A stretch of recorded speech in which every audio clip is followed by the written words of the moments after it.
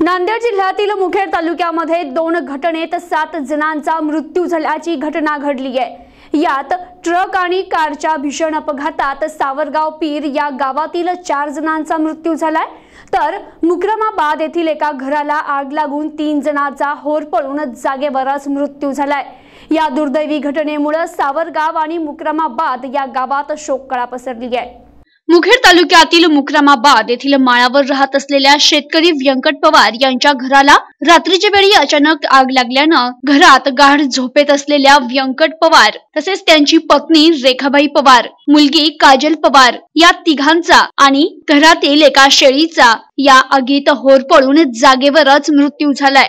तर या घटनेत 12 वर्षीय मुलगा करण पवार हा बचावलाय। या दुर्दैवी घटनेमुळे परिसरात हळहळ व्यक्त होतीये।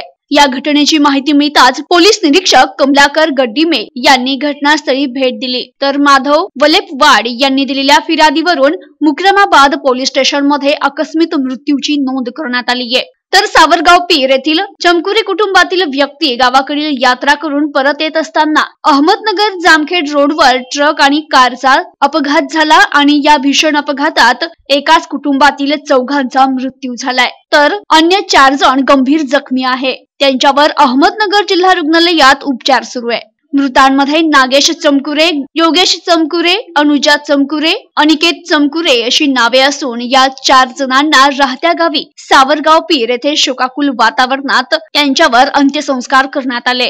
प्रतिनिधी मुजीब सय्यद, NTV न्यूज मराठी, मुखेड, नांदेड।